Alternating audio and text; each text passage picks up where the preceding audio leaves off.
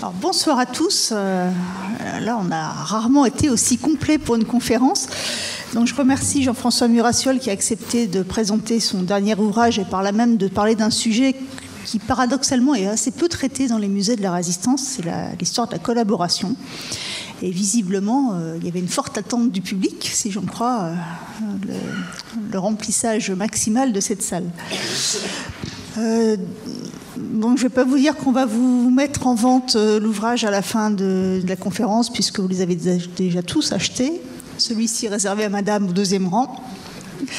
Mais voilà, je peux que vous inciter à acheter ou consulter cet ouvrage dont le co-auteur me disait que c'est déjà la deuxième réédition depuis 2017. Donc ça montre et l'intérêt du livre et puis aussi la rareté finalement de ce sujet dans l'historiographie contemporaine. Donc je vous laisse la parole pour une bonne heure. Merci beaucoup. Je voudrais d'abord remercier la directrice et le personnel du musée de la Résistance et de la Déportation qui me fait l'amitié de m'inviter pour la seconde fois. Et puis je vous remercie aussi, vous, d'être venu. Et d'ailleurs, effectivement, c'est assez surprenant. Enfin, surprenant, c'est une belle surprise, mais voir autant de monde. Quand j'étais venu la fois dernière, c'était pour parler de sport et résistance. Il y avait 3 personnes dans la salle. Enfin, 3, j'exagère, disons 5. Et effectivement, la collaboration, ben oui, c'est un sujet qui intéresse, c'est un sujet extrêmement porteur. Vous avez eu la gentillesse de dire que le livre se vendait bien. C'est vrai qu'on est un peu surpris qu'il se vende bien. Je vais peut-être vous raconter un petit peu l'histoire du livre très vite, puis revenir au fond. Le livre se vend bien, il est sorti en 2017, il a déjà été réédité et on prépare la 3e édition. Donc en tout ça, en 1 an et demi, c'est quand même assez rare. Bon, je vous rassure, ça ne me rapporte pas grand-chose, mais effectivement, voilà, il y a vraiment une attente de la part du public. Bien. Alors voilà, ce que je vous propose, c'est un exposé très général. Forcément, je ne pourrais pas rentrer dans les détails. Il y aura peut-être des questions à la fin. Qu'est-ce qu'on prévoit ? 1 heure de conférence, une demi-heure de questions ou 20 minutes de questions ? D'accord. Voilà, donc je vais peut-être d'abord commencer par présenter un petit peu le livre, présenter un petit peu les auteurs, puisque nous sommes deux co-auteurs à avoir rédigé, enfin disons plutôt 1 tiers, 2 tiers. Moi je ne suis dans cette affaire responsable que d'1 tiers, à peu près. Situer un petit peu le livre dans l'historiographie de la collaboration. Et puis ensuite, je voudrais peut-être en venir au fond, et je m'attacherai essentiellement à présenter le cadre général de la collaboration et les raisons pour lesquelles les diverses formes, parce qu'il y a diverses formes de collaboration, ont pu se manifester. Voilà. Mais il sera bien sûr presque impossible de rentrer dans le détail de chacune de ces formes en 1 heure. C'est un sujet immense, très très complexe, et qui, un peu comme les métastases d'un cancer, qui irradie pratiquement toute la société française. Voilà. Donc pour cela, je vous invite à lire les livres, et vous allez voir, il y en a beaucoup. Alors, quelques mots très rapides, c'est pas par narcissisme, mais c'est vraiment pour vous montrer comment, peut-être comment un livre d'histoire naît, et puis je crois que c'est intéressant de voir un petit peu l'état de l'historiographie. Alors, c'est presque fortuit, en fait, tout est parti en fait d'une commande des éditions Talandier, maison parisienne, pour laquelle François Broche et moi avons déjà écrit plusieurs ouvrages. Bon, voilà, et Xavier de Bartilla, qui est l'ancien directeur de Perrin, de la partie histoire de Perrin, donc a repris Talandier il y a 5-6 ans.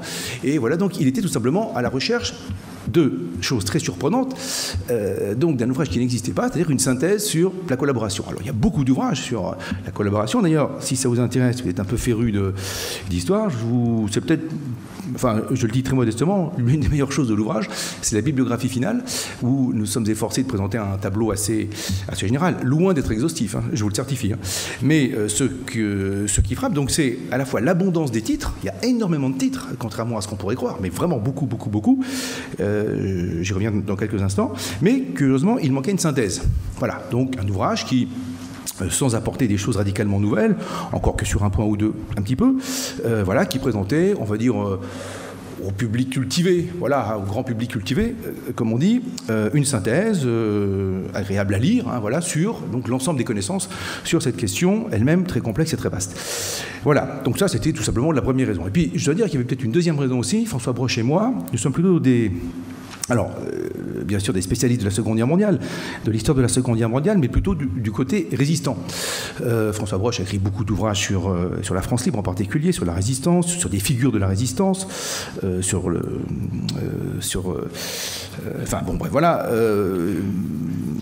je travaille aussi particulièrement sur la France libre.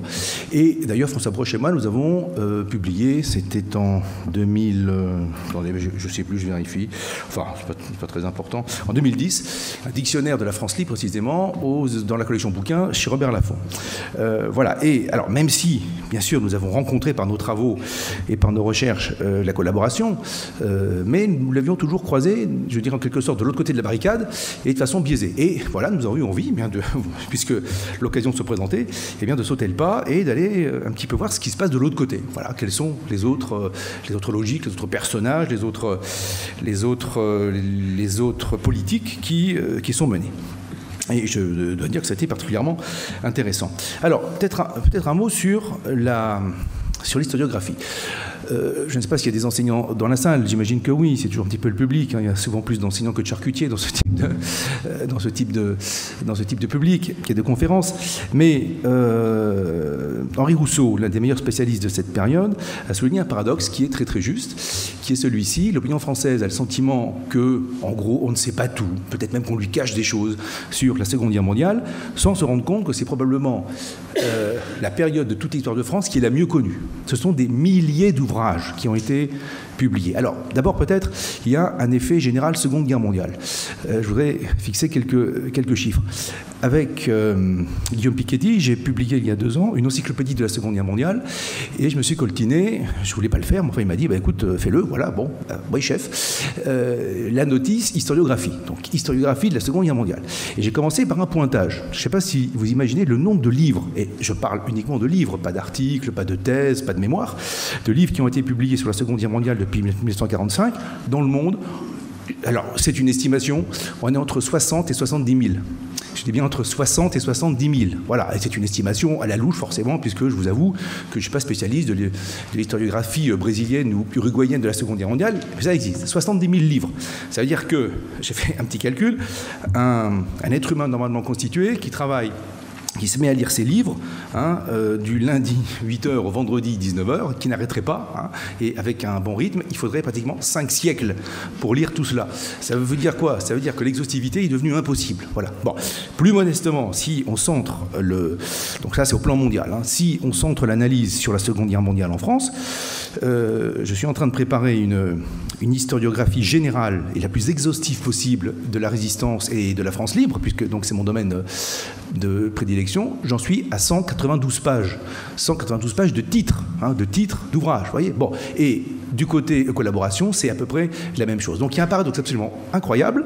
C'est de très loin, mais de très très loin, la période de l'histoire de France la mieux connue. Si on était aussi savant, je ne sais pas moi, sur la France de Louis XI ou sur la France des croisades, ce serait merveilleux. Donc on a atteint un degré de précision qui est vraiment unique, et d'ailleurs votre présence le montre bien, qui témoigne bien sûr, je crois que vous aurez bientôt une séance sur la mémoire de la Seconde Guerre mondiale, qui témoigne d'un intérêt des historiens, du public pour cette question. Voilà, donc voilà pour ces quelques mots, et voilà, donc, oui, donc l'ouvrage se vend. Bon, écoutez, tant mieux pour l'éditeur, les auteurs, ça ne change pas grand-chose pour eux, mais tant mieux pour l'éditeur. Alors, si on en vient maintenant au fond. Alors, voilà, j'ai prévu de traiter 2 ou 3 thèmes, 3 ou 4 thèmes. Je voudrais d'abord évoquer un petit peu la singularité du phénomène collaborateur en France. Ou plutôt, je m'exprime mal, la singularité de la collaboration française dans la Seconde Guerre mondiale, car elle n'est pas la seule. Ensuite, je voudrais m'attacher aux causes de la collaboration, et je retiendrai, je dirais, 3 points. D'abord, la collaboration étatique. Pourquoi Vichy collabore-t-il? Voilà. De quelle façon? Pourquoi? Selon quelle chronologie? Je pense qu'il sera aussi, à ce moment-là, intéressant, d'une façon ou de l'autre, de glisser le point de vue allemand, parce que pour collaborer, il faut être au moins 2, par définition, et le problème de Vichy, c'est qu'il sera seul, c'est ça le problème. Donc, il est le point de vue allemand, même si, vous verrez, il n'y a pas un point de vue allemand, enfin, il y a un point de vue allemand dominant, mais matiné de quelques nuances. Et puis, je voudrais m'attacher, même si on est très très loin d'épuiser le sujet, puisque j'évoquerai d'autres formes encore, mais que je ne pourrais qu'évoquer, je n'aurai pas le temps de les préciser, je voudrais évoquer une autre forme intéressante de collaboration, c'est ce qu'on appelle, alors on a un peu de mal d'ailleurs à la définir, le collaborationnisme, la collaboration parisienne, la collaboration politique, autrement dit, tous ces partis politiques, ces syndicats, enfin ces groupements qui pullulent à Paris, disons en zone nord, mais particulièrement à Paris, que les Allemands laissent subsister. C'est intéressant d'essayer de réfléchir à ce pourquoi. Pourquoi est-ce que les Allemands laissent subsister une vie, une presse très riche, très diverse, une vie politique très active, avec des congrès, avec des... Bon, bref, à Paris. Et nous verrons un petit peu qu'est-ce qui pousse, d'abord, qui sont ces gens et qu'est-ce qui les pousse également à collaborer. Voilà, alors on est très loin d'épuiser le sujet, mais en une heure on fait comme on peut. Il y a d'autres formes, évidemment, que je mentionnerai au besoin dans le cours du discours. Alors, premier point, donc singularité de la collaboration française. La collaboration française durant la Seconde Guerre mondiale, ou les collaborations françaises durant la Seconde Guerre mondiale, présentent, je dirais, une double singularité. C'est un phénomène, à bien des égards, exceptionnel. Unique, plutôt. D'abord, dans l'histoire de France, voilà, c'est singulier. Pardonnez-moi, je crois que le bruit est assez pénible, non? Enfin, non, c'est pas trop fort? Peut-être, voilà. Donc, singularité d'abord dans l'histoire de France elle-même. Ça, je passerai assez rapidement sur cela, tout en rappelant que l'occupation de la Seconde Guerre mondiale n'est pas la seule ni la première. Et deuxièmement, singularité vis-à-vis des autres collaborations européennes. Alors, singularité dans l'histoire de France. Bon, on pourrait remonter très loin, mais là, bon, on est dans l'anachronisme. On pourrait parler des phénomènes de, je sais pas moi, les Bourguignons et les Anglais au XVe siècle, la Ligue catholique au XVIe siècle, les émigrés, etc. Bon, là, on est vraiment dans des contextes tellement différents que c'est un exercice qui est un petit peu vain.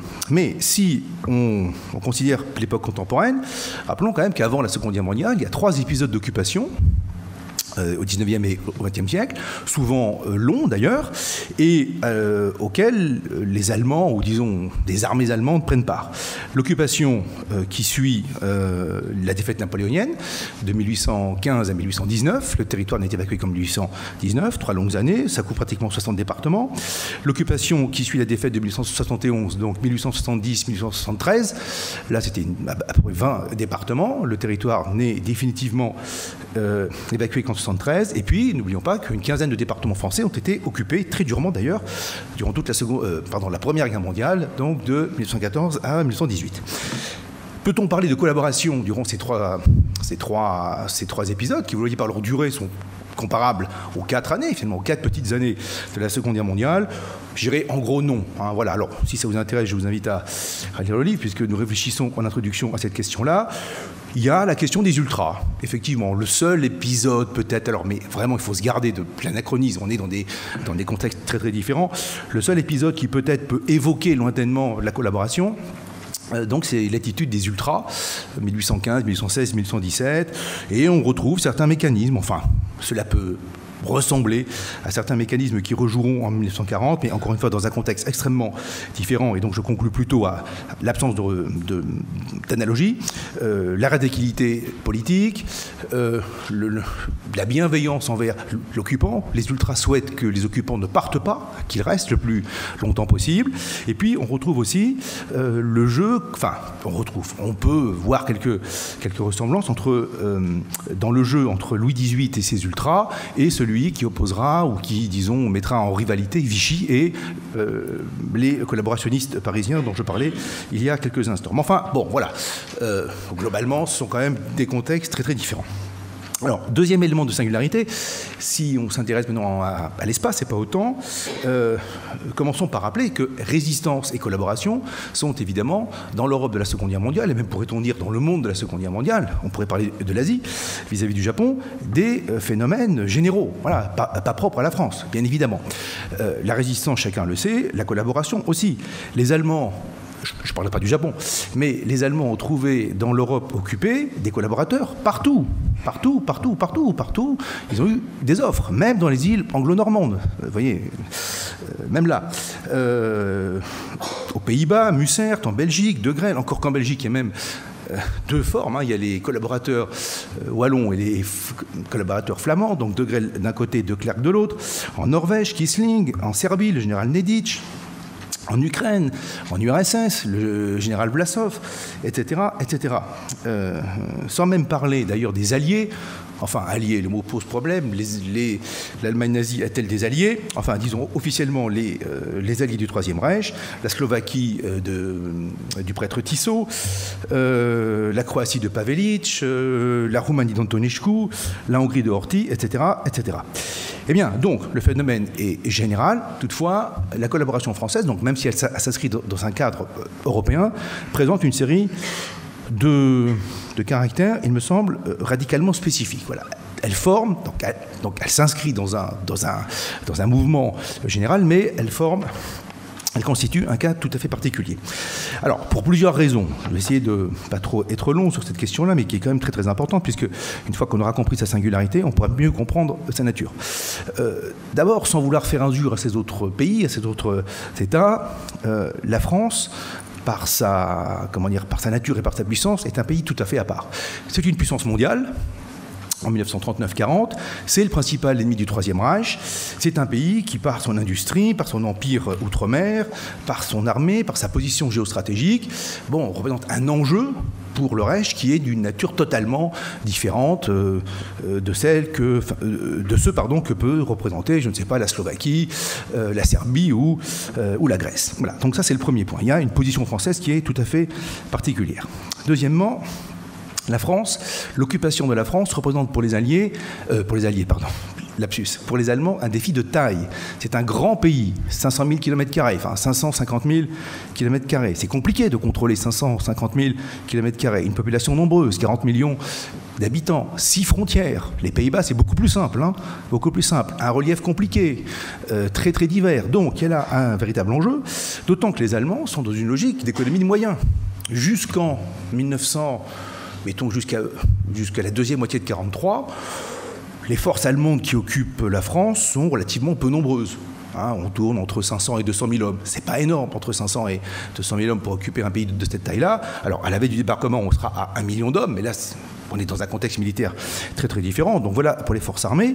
Quant aux administrateurs, alors qui d'ailleurs peuvent être des militaires, mais quant aux forces, disons, quant aux effectifs qui sont dédiés, donc le MBF, le Militaire Befehlshaber in Frankreich, le commandement militaire en France, il y a un très bel ouvrage de Gaël Eisman assez récent sur cette question, c'est maximum 20 000 personnes.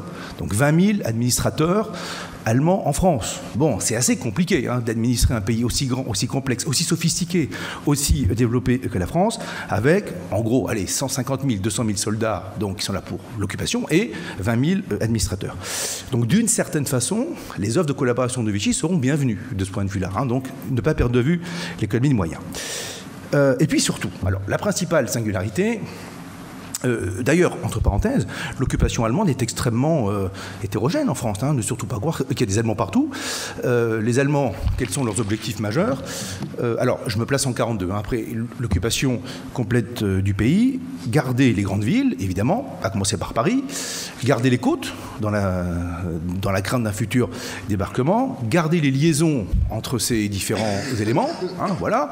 Pour le reste, vous savez, au fin fond du Quercy, au fin fond du Rouergue, ou au fin fond du Cosméjean, il y a des paysans qui n'ont pas vu un Allemand de la guerre. Mais vraiment, qui n'ont pas vu un Allemand de toute la guerre. Enfin, j'exagère un peu, mais enfin, ils n'ont pas eu le sentiment d'une présence physique majeure. D'ailleurs, si les maquis se développent, c'est là, dans des régions pour différentes raisons, parce qu'elles présentent en gros un intérêt stratégique extrêmement mineur. En Yougoslavie, c'est le même schéma, en Grèce aussi. Donc, dans des régions que les Allemands, en quelque sorte, laissent en déshérence. Alors, la troisième raison, qui est la principale, et qui explique la singularité de la collaboration française, c'est le fait, outre que la France est un grand pays dans les deux sens du terme, c'est le fait que, ça chacun le sait, que la collaboration française s'inscrit dans un cadre étatique et diplomatique. Voilà. Le gouvernement, j'allais dire de Vichy, mais non, le gouvernement de la Troisième République a signé le 22 juin 1940 un armistice. Et ça, c'est absolument fondamental. Tout part de là. L'armistice, donc, du 22 juin 1940, qui, à bien des égards, nous ne sommes pas les premiers à le dire, loin de là, François Darrida, Jean-Pierre Azéma, plein d'autres historiens, soulignent bien le lien intime qu'il y a, on peut dire que, entre l'armistice et la collaboration, le choix collaborateur de Vichy, c'est intimement lié. Et on pourrait même dire qu'il y a une sorte de triangle, je reviendrai sur cela, de triangle isocèle ou de triangle équilatéral, dont les trois points se tiennent les uns les autres, armistice, révolution nationale, collaboration. Voilà, donc ça, c'est un cas tout à fait unique en Europe. Je reviendrai dans quelques instants sur l'armistice, hein, qui est, à bien des égards, je le répète, l'acte fondateur de la collaboration. Alors, deuxième point, pourquoi la collaboration? Pourquoi collabore-t-on? Question immense et complexe, qui appelle d'ailleurs des réponses extrêmement diverses. Je pense qu'il faut d'abord, même si vraiment là je ne pourrais, enfin je me bornerai à une liste, à une énumération, je ne pourrais pas rentrer dans le détail, je crois qu'il faut d'abord bien rappeler qu'il y a différentes formes de collaboration, même si elles peuvent se croiser, même si elles peuvent se rencontrer, même si elles peuvent, bon voilà. Premièrement, alors liste sans aucune hiérarchie, hein, typologie en quelque sorte. D'abord, donc je viens de le dire, la collaboration étatique du régime de Vichy, l'État français qui décide de collaborer. Ça a des implications extrêmement fortes en termes administratifs, militaires, policiers, économiques, financiers, etc. Donc ça, c'est la première forme et je m'arrêterai principalement sur celle-là. Deuxièmement, la collaboration de ces milieux très divers qui vont d'authentiques fascistes français à des communistes. Il y a eu des communistes collaborateurs en France. Ils ne sont pas très nombreux, mais il y en a eu. Donc, cette espèce de vivier parisien, disons, deux zones nord, mais bon, le centralisme parisien, le centralisme français étant ce qu'il est, des milieux qui sont surtout très actifs, donc à Paris. Donc Paris, on est en zone occupée. La France est divisée en différentes zones, j'y viens dans quelques instants. Donc ce curieux marécage, hein, on va l'appeler comme ça, ce curieux milieu où les Allemands laissent subsister ce qu'ils font beaucoup moins ailleurs, beaucoup moins aux Pays-Bas, beaucoup moins en Belgique, beaucoup moins en Europe centrale, n'en parlons pas, hein, il n'y a pas une telle vie en Pologne, hein, où les Allemands laissent subsister enfin, bien sûr, à condition que ce soit des gens qui soient en leur faveur, hein, mais un étonnant pluralisme, guillemets, politique, associatif, culturel, syndical presque, et se forme là un milieu, alors très bigarré, qui penche à droite, évidemment, qui penche très nettement à droite, et quand on voit le parcours de ces gens et leurs opinions, la grande majorité vient de la droite, mais qui ne se limite pas, loin de là, à la droite. On trouve des gens de gauche, voire des gens d'extrême gauche dans ce milieu-là. Donc c'est le milieu que Marcel Déat a appelé dès l'automne 1940, donc pour bien le distinguer de Vichy, le collaborationnisme, hein, la collaboration vichysoise d'un côté et le collaborationnisme parisien de l'autre. Donc voilà, deuxième forme, politique principalement, qui pourra prendre des formes militaires aussi, hein, radicales, comme la LVF. Voilà, qu'est-ce qui fait, même l'unité, non, parce que c'est un milieu qui est très bigarré, mais qu'est-ce qui fait, disons, qu'est-ce qui est le ressort de ce milieu-là, cette collaboration politique parisienne. Troisièmement, alors ça j'en parlerai très peu, même si nous y consacrons de longues pages dans l'ouvrage, hein, par manque de temps, voilà, il fallait faire des choix dans le cadre d'un exposé d'une heure, la collaboration économique, qui d'ailleurs peut être liée à celle de Vichy, mais qui peut aussi avoir ses propres logiques. Voilà, pourquoi est-ce que telle ou telle entreprise fait le choix, d'ailleurs, le sens du mot choix pose aussi problème, d'accepter de travailler avec les Allemands, quels sont les milieux qui sont les plus collaborateurs, ou comment se finit la collaboration économique, etc. Toute une série de questions qui sont très importantes. Troisièmement, ou quatrièmement, je ne sais plus déjà, le cas limite des collaborations, je dirais, policières et militaires. C'est-à-dire, et là, hors de Vichy, hein, je précise bien, hors de Vichy, hein, c'est-à-dire des Français qui acceptent soit de devenir les auxiliaires de la police allemande. Alors, on a quelques études sur cela. Là, c'est vrai que c'est un peu compliqué parce que les archives sont pas faciles à... D'abord, tout cela n'a pas forcément laissé de traces, hein, vous l'imaginez bien. Et les archives sont d'ailleurs essentiellement des archives allemandes. Bon, en gros, on estime que les Allemands ont à peu près 5000 policiers en France, ce qui n'est pas beaucoup, entre 5 et 6000, voilà, avec les différentes formes de police, la Gestapo, la SIPO, la Kripo, plus les services de renseignement, le SD. Enfin, c'est un maquis absolument incroyable qui renvoie d'ailleurs j'y reviendrai, à la nature très polycratique de l'État nazi. Donc, à peu près 5 à 6 000 policiers, c'est pas beaucoup. Je reviens toujours sur cette logique d'économie de moyens. Et on estime, je dis bien on estime, quand on lit les travaux spécialisés sur cette question-là, que 20 à 25 000 Français, alors c'est à la fois beaucoup et peu, hein, sur 40 millions de personnes, heureusement c'est assez peu, ont été des auxiliaires stipendiés de la police allemande. Alors ça peut être de simples informateurs, ça peut aller beaucoup plus loin, hein. Il y a des gens qui sont vraiment devenus des sortes d'agents français de la Gestapo. Voilà, donc, et d'ailleurs bien souvent des gens liés à la pègre. D'ailleurs comment dire, une sorte de zone grise, hein, où commence la collaboration policière, où finit la pègre, c'est parfois assez flou. Donc, collaboration de ce type-là, ou collaboration sous l'uniforme allemand, on estime que à peu près 25 000 personnes se sont présentées, se sont engagées dans 10... Alors, la plus connue de ces organisations, c'est la LVF, la Légion la Légion des volontaires français contre le bolchevisme, créée en juillet 1941, précisément par ces milieux ultra-collaborateurs parisiens. Donc, la LVF, mais il y a aussi d'autres formes d'engagement, soit dans la Kriegsmarine, soit dans la Luftwaffe, soit dans d'autres organisations parallèles de l'armée allemande. On estime à peu près, parce que là aussi les fiches d'engagement sont parfois plus ou moins bien remplies, à peu près à 25 000, le nombre de ces Français donc, qui sont allés jusqu'au bout. Alors, c'est pas Vichy, je précise bien, ce n'est pas Vichy, et je ne parle pas de la milice. Donc, 25 000 personnes qui se sont engagées. La LVF, en gros, c'est 18 000, mais sur les 18 000, il y a à peu près 9 000 véritables combattants. Les autres, soit ils sont trop vieux, soit ils sont trop faibles, soit ils sont pas très sérieux, soit ils sont... voilà, bon, bref. Donc, au total, sans compter la milice, on peut dire à peu près 50 000 personnes, en gros 25 000 informateurs de police et 25 000 engagés dans des formes militaires ou paramilitaires. 50 000 personnes. C'est à la fois beaucoup et peu, je vous laisse juger, sur un pays de 40 millions d'habitants, plus la milice. La milice, c'est Vichy, c'est un organisme de Vichy, même si Vichy en perd progressivement le contrôle. C'est un organisme créé par Vichy en janvier 1943. La Vichy, c'est à peu près 15 000 hommes. Donc vous voyez, au total, en comptant tout, on arrive à aller à 70 000, 80 000 Français. Enfin, la dernière forme, alors celle-là c'est la plus compliquée à appréhender, la plus complexe, c'est ce que l'historien suisse Philippe Burin a appelé les formes d'accommodement, la cohabitation, d'ailleurs plus que la collaboration avec les Allemands. Voilà, il y a eu pendant 4 ans entre 200 000 et 1 million de soldats allemands en France, et de femmes aussi d'ailleurs, à peu près 50 000 femmes employées par l'armée allemande. Bon, forcément, il y a des contacts, forcément, il y a des relations qui se nouent entre les Français et les Allemands qui les occupent, au jour le jour, au quotidien. Où commence la collaboration, où s'arrête l'accommodement, où commence la collaboration, où s'arrête la cohabitation. C'est un problème extrêmement complexe.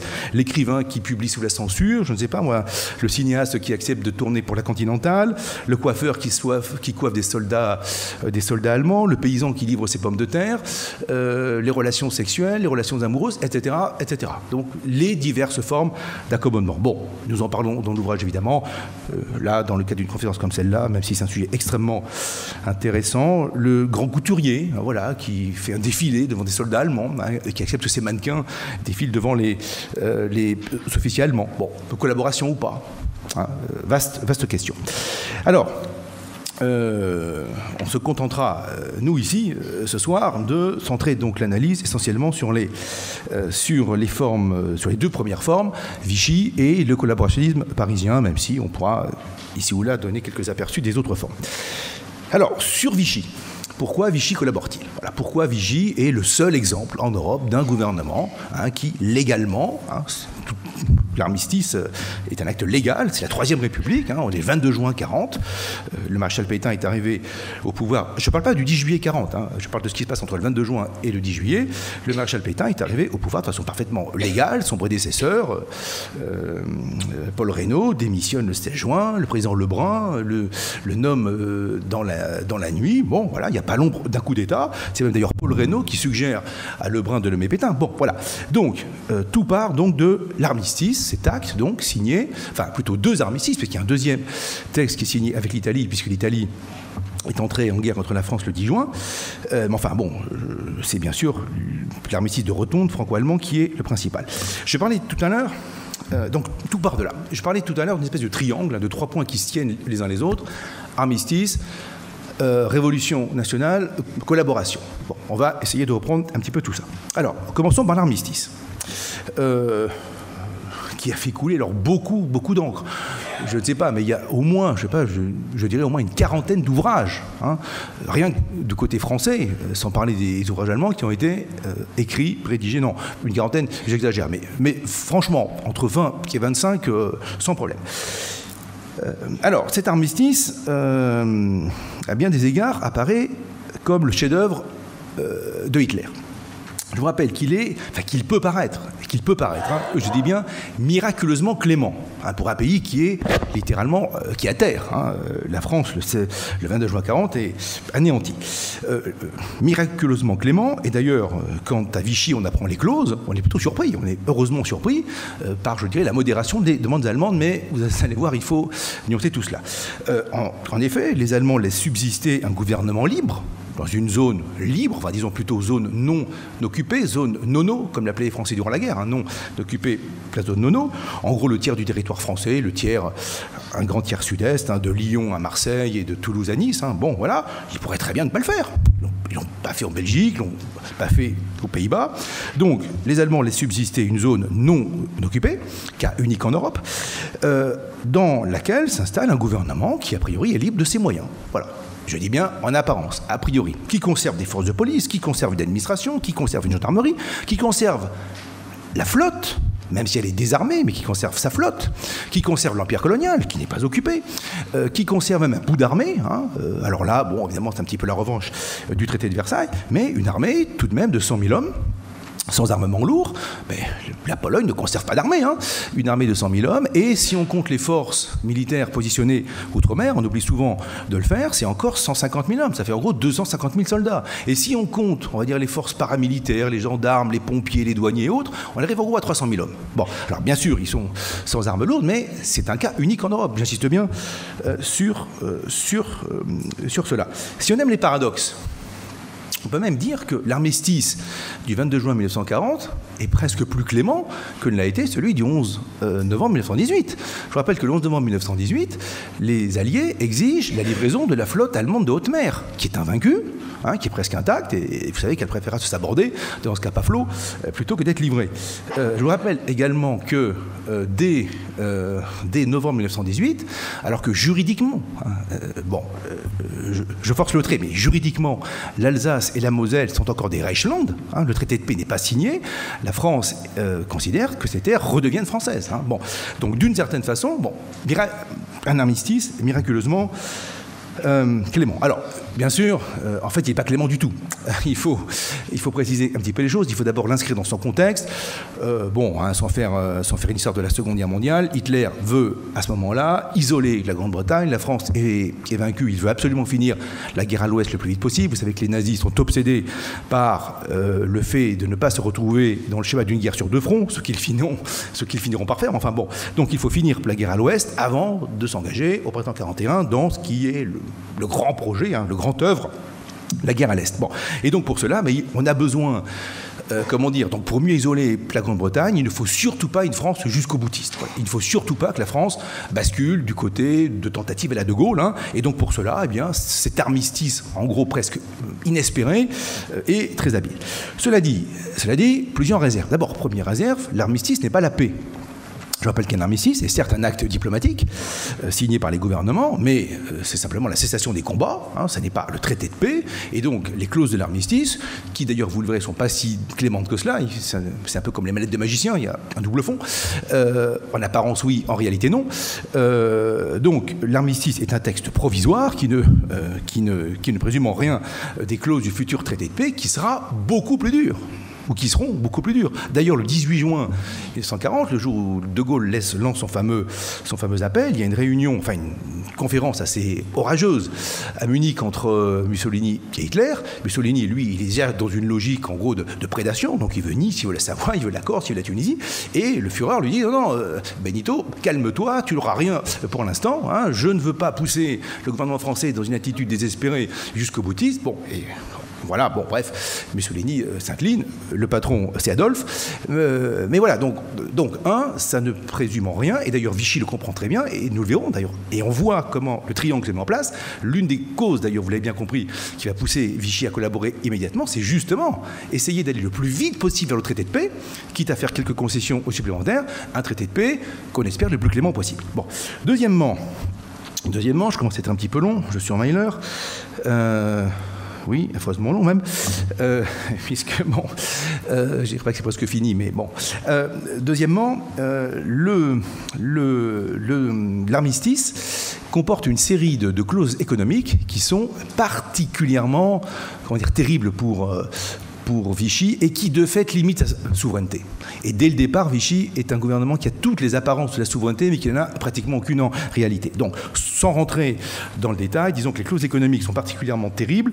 Vous savez, Vichy doit payer les frais d'occupation des troupes allemandes en France. Le chiffre n'est pas fixé dans l'armistice, comme d'ailleurs le montant des réparations n'était pas fixé dans le traité de Versailles. Bon, les nazis ont de la mémoire. Donc c'est un chèque sans provision que que le maréchal Pétain signe le 22 juin 1940.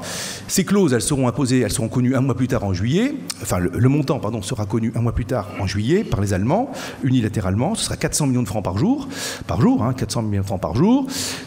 Ce montant sera abaissé à 300 millions de francs par jour en 1941. C'est peut-être la seule concession, le seul résultat tangible de la politique collaboratrice que Vichy a pu obtenir. Mais logique imparable de la collaboration, à partir de novembre 1942, quand tout le territoire français est occupé, plus je t'occupe, plus tu payes pour que je t'occupe. C'est mécanique. Donc, comme les frais allemands deviennent plus importants, ces montants montent à 500 millions de francs par jour. C'est une somme énorme. Alors, il y a différentes façons d'en estimer le montant actuel. Si on passe par le PIB, ça reviendrait à peu près à 1000 milliards d'euros par an. C'est une somme gigantesque. Disons que, pour fixer un petit peu les choses, le remboursement des frais d'occupation, plus le remboursement du commerce extérieur. Quand les Allemands, je parlais tout à l'heure d'économie, quand les Allemands passent une commande à une entreprise française, et ces commandes explosent en 1942, à tel point, d'ailleurs, qu'il y a pratiquement, à la fin de la guerre, il y a 700 000 Français qui travaillent en Allemagne au titre du STO, et il y a en France à peu près 3 millions de travailleurs qui travaillent en France, certes, mais dans des entreprises qui travaillent à 80-90% pour l'Allemagne. Exemple, Renault, 90% de la production de Renault de 1944 part vers le Reich. Les Allemands n'achètent rien. Ils n'achètent rien. Quand Albert Speer, le ministre allemand de la production de guerre, passe commande à Renault de moteurs d'avion ou de moteurs de chars ou de camions, il ne paye pas. On crédite un compte à la France auprès de la Reichsbank, vous serez remboursé après la guerre, et dans les médias, qui est-ce qui paye Renault? C'est Vichy. Autrement dit, on est dans une situation complètement absurde où le gouvernement français, donc le contribuable français, paye les exportations françaises vers l'Allemagne. Certes, l'Allemagne dit, je vous crédite un compte auprès de la Reichsbank et je vous rembourserai une fois que la guerre sera finie. Le remboursement, on ne l'a jamais vu venir, évidemment. Donc, si vous mettez toutes ces charges bout à bout, ces charges financières colossales, remboursement des frais d'occupation, plus remboursement du commerce extérieur bilatéral franco-allemand, en gros, la moitié des dépenses publiques de Vichy, entre 1940 et 1944, passe là-dedans.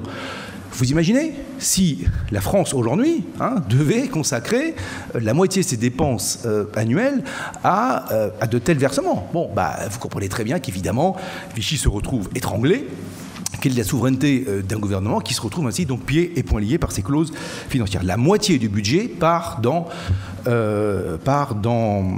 ces remboursements.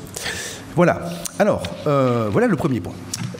Et ça, les dirigeants de Vichy en ont bien conscience. Et d'ailleurs, c'est l'une des raisons, peut-être la première raison, qui va les pousser à collaborer. Sortir du provisoire le plus vite possible, alléger les clauses de l'armistice. J'ai oublié une clause très importante, pardonnez-moi, c'est Mais là, nous n'avons rien à dire. La France a fait la même chose le 11 novembre. Les Alliés ont imposé la même clause le 11 novembre 1918.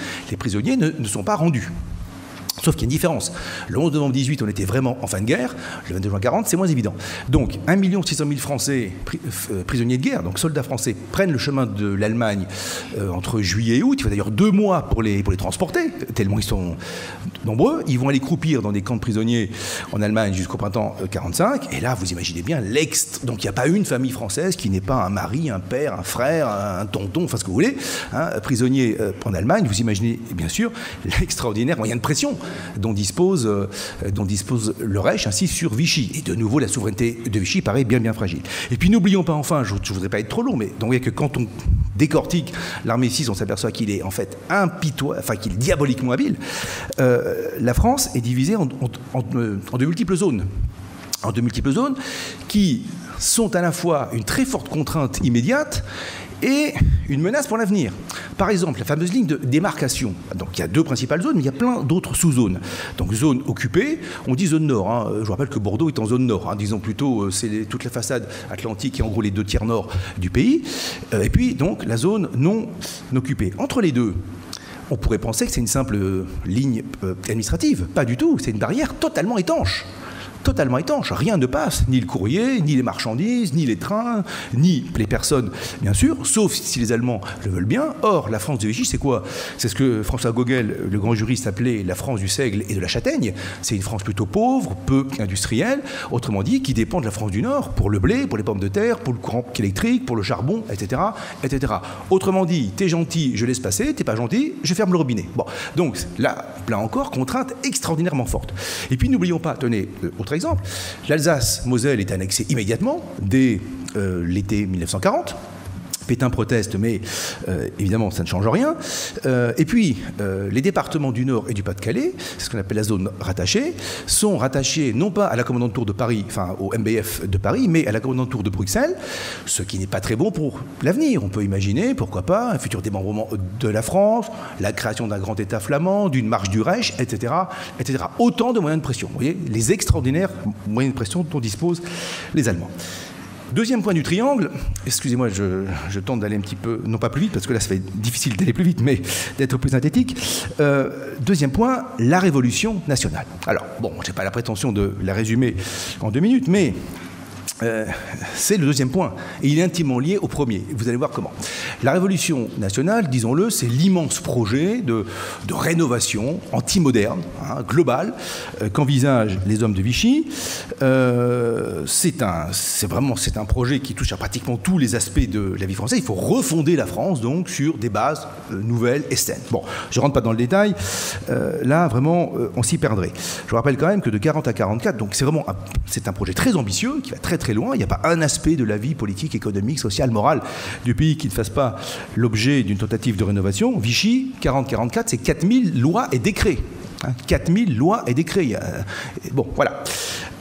Alors, cette révolution nationale, précisons encore un point ou deux avant de voir son lien avec l'armistice et qui font de la collaboration.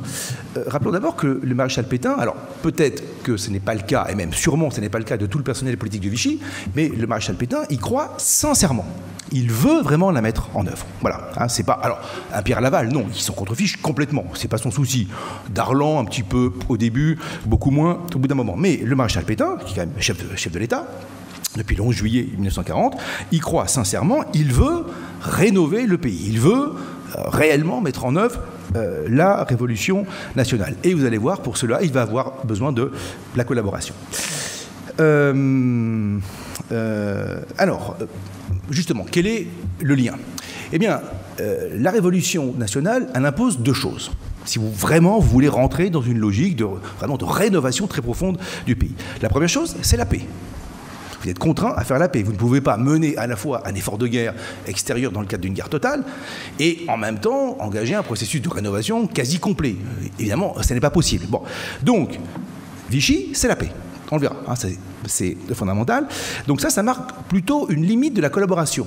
Vichy et le maréchal Pétain, alors il y aura quelques exceptions, bien sûr, il y a toujours des exceptions, on pourra parler des protocoles de Paris, mais la ligne rouge, en quelque sorte, de la collaboration étatique de Vichy, c'est le retour dans la guerre. Ça, c'est quelque chose qui est infranchissable pour Pétain, non pas je dirais, pour des raisons idéologiques ou des raisons géostratégiques, pour des raisons politiques intérieures. Le retour dans la guerre, je veux dire bien sûr du côté du Reich, contre la Grande-Bretagne, contre les Alliés, impliquerait le renoncement au programme de rénovation intérieure. Et deuxièmement, pour réussir un tel projet, même si Vichy est un gouvernement autoritaire, un tel projet suscite un minimum d'adhésion de la part des Français. Voilà, c'est très compliqué de se lancer dans un tel projet contre l'avis unanime d'un pays entier.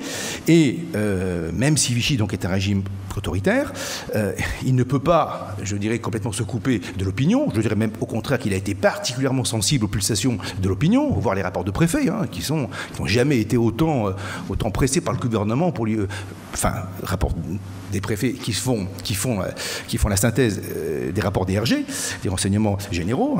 On peut dire que quand on les lit de près et quand on voit les circulaires ministériels, rarement le corps préfectoral a été à ce point-là pressé comme un citron pour faire remonter les moindres pulsations du pays.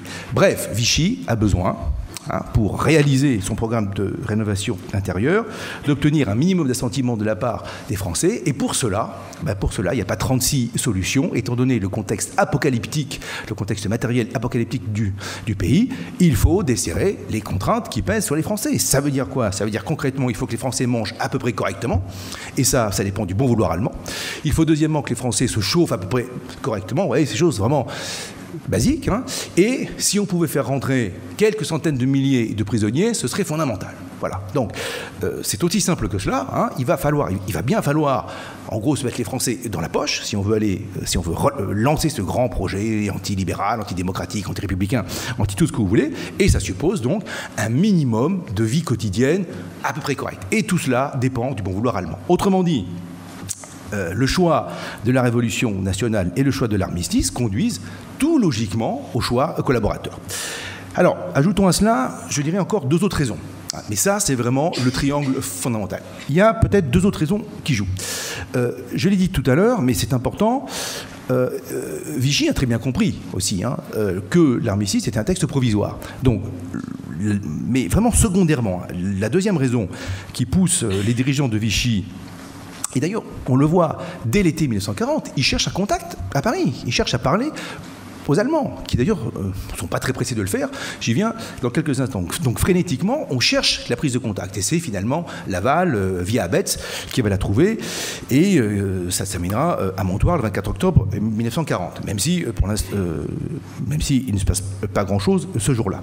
Donc la deuxième raison qui pousse Vichy à engager le dialogue avec les Allemands, c'est bien sûr la tentative de négocier un traité de paix le plus vite possible. Voilà, sortir du provisoire et dégager un cadre définitif qui soit, on a bien compris que l'armistice que le traité de paix sera beaucoup plus dur que l'armistice, donc essayer d'obtenir des Allemands la signature d'un traité de paix rapide, à peu près de l'ordre de 6 mois, comme cela s'était déroulé en 1918-1919, armistice le 11 novembre 1918, traité de paix le 28 juin 1919, voilà, donc un schéma de moins d'un an, et avec des clauses pas trop dures. Donc ça, c'est la deuxième raison. Et puis il y a une troisième raison, et justement, c'est le cadre étatique. Vichy est un État, voilà, c'est pas une organisation, c'est pas un parti politique, c'est pas une milice paramilitaire, c'est pas donc, en gros, tous les petits zozos qui se promènent en zone nord et qui font de chacun leur journal, leur club et leur parti, tout ça, bien sûr, financé et contrôlé par les Allemands. C'est un État. Et cet État, il vise à quoi? Il vise à retrouver la souveraineté du contrôle de ses administrations. Or, qu'est-ce qui se passe en zone nord?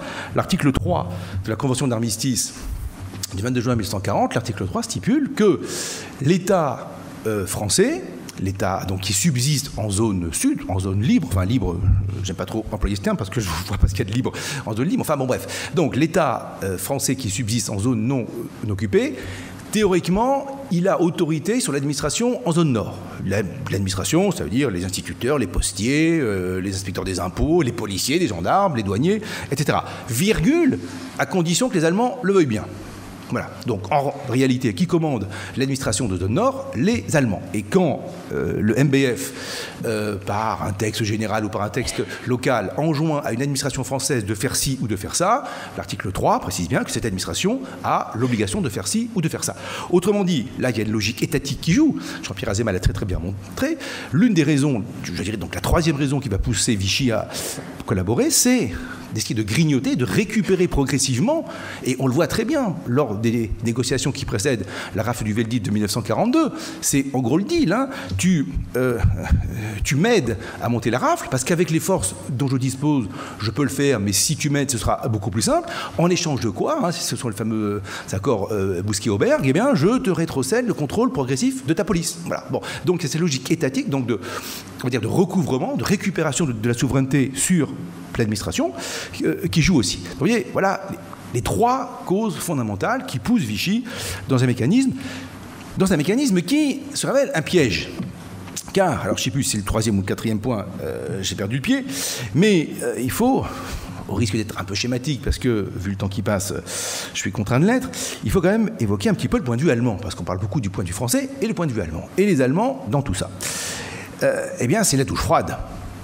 Ils ne sont pas prêts de collaborer, ils n'ont aucune envie de collaborer. Alors, trois choses pour nuancer et préciser ce que je viens de dire. Mais c'est quand même la pente principale. L'Allemagne, le régime nazi, n'entend pas collaborer. Si l'on entend collaboration, un échange réciproque de concessions.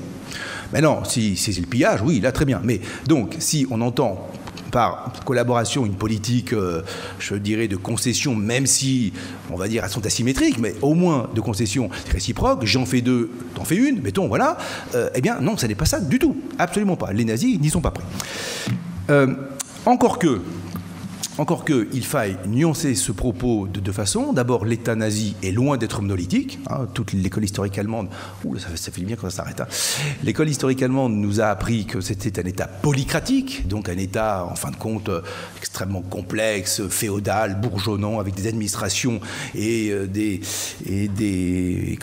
bouts de pouvoir qui se tirent dans les pattes les uns les autres. Donc, il y aura peut-être quelques fils à tirer du côté allemand. Et puis, troisièmement, il y a quand même les Allemands ont quand même besoin de quelque chose en France. Ils ont quand même besoin, encore une fois, économie de moyens. Ils ont peu de personnel sur le terrain. C'est un pays qui est grand, la France, qui est peuplé, qui est compliqué.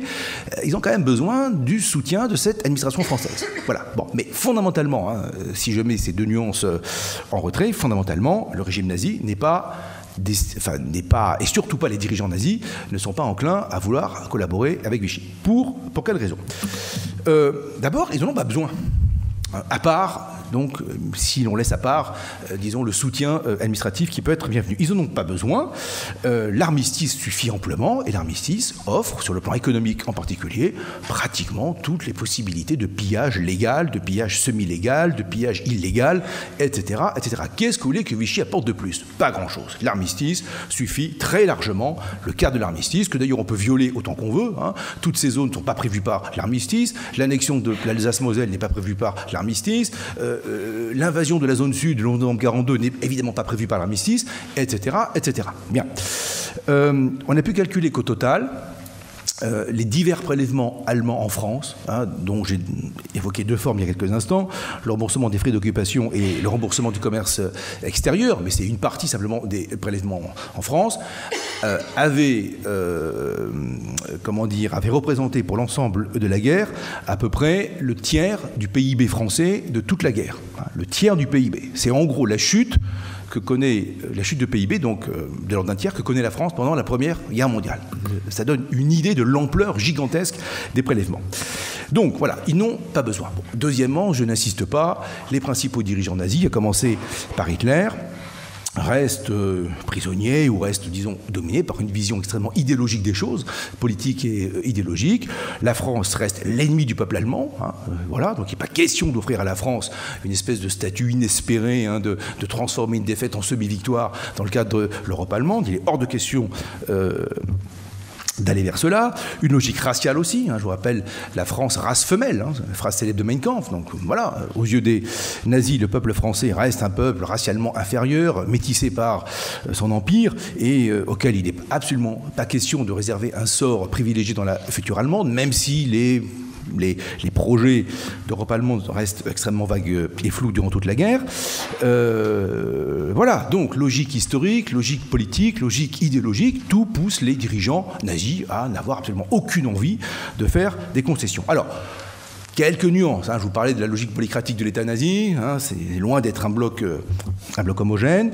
Il y a dans cet État des administrations ou des morceaux de pouvoir qui peuvent, pour des raisons X ou Y, être un peu plus bienveillants, qui peuvent manifester la volonté de concessions plus équilibrées envers la France. C'est le cas de la marine, par exemple, de la Kriegsmarine, Raeder, Dönitz, la Kriegsmarine, qui considérant que le combat principal se joue sur mer, considère les grands atouts maritimes de la France, les grandes façades maritimes, sa marine qui est intacte, ses bases en métropole, ses bases outre-mer, et les marins allemands, les grands amiraux, sont prêts à aller par des concessions, certaines, voilà, il y a peut-être là quelque chose, et d'ailleurs, Darlan, qui est marin, sera particulièrement sensible à cela. Bon, n'exagérons pas non plus l'influence des marins, mais voilà, pour vous montrer que l'État nazi est loin d'être monolithique. De même, la diplomatie allemande, Abetz en est le meilleur exemple, mais encore une fois dans d'étroites limites. Hein. Abetz c'est francophone, certes, il est marié à une Française, de là à dire qu'il est francophile, il y a un pas que je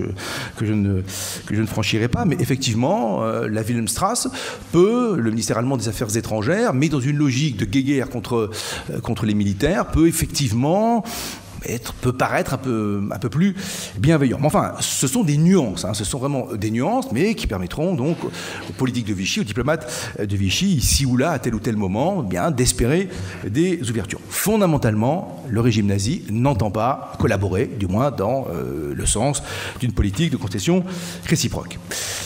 Ce qui donc place Vichy dans une situation extrêmement complexe, c'est-à-dire qu'il a demandé la collaboration. Les Allemands ne demandent strictement rien. À l'été 1940, il faut même la sourde oreille. Il faut 2 mois pour je dirais, nouer le contact physique, c'est-à-dire parler à des Allemands de haut niveau et mettre en route une discussion.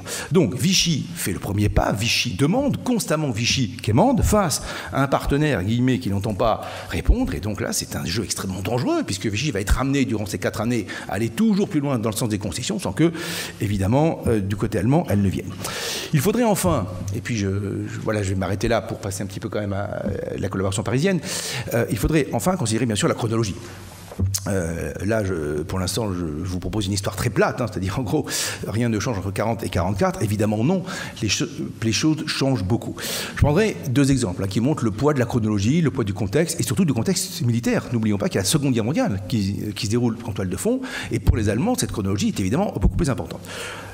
2 exemples, Montoire, le moment Montoire, si l'on peut dire, octobre 1940, le lancement, guillemets, officiel de la collaboration. Pour Vichy, c'est pas le lancement, pour Vichy, le lancement, c'est juillet 40, immédiatement, et novembre 42. Alors, à Montoire.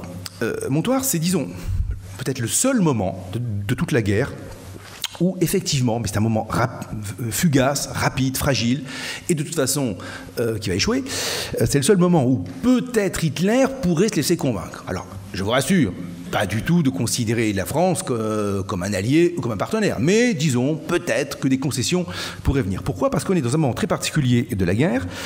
La bataille d'Angleterre vient de se terminer, elle est perdue.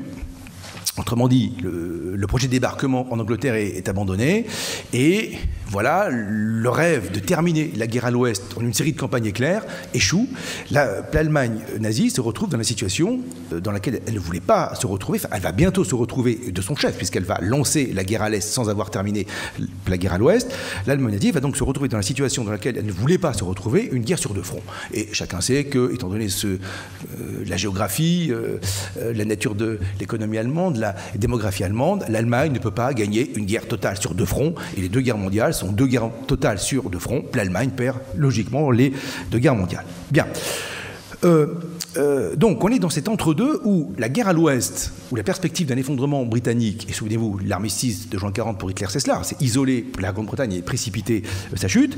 Donc la Grande-Bretagne n'est pas vaincue, mais la guerre à l'Est n'est pas encore ouverte. Autrement dit, on a là une parenthèse méditerranéenne. La Méditerranée devient pour quelques mois l'épicentre du conflit. En plus, il faudrait ajouter, je dirais, les aventures mussoliniennes en Méditerranée qui commencent à mal tourner, que ce soit en Afrique du Nord, que ce soit en Grèce. Bon, voilà. Donc, le poids des marins, la logique, même si pour Hitler, ça a toujours été un front secondaire, pour quelques mois, ce front redevient, disons, peut-être le front principal.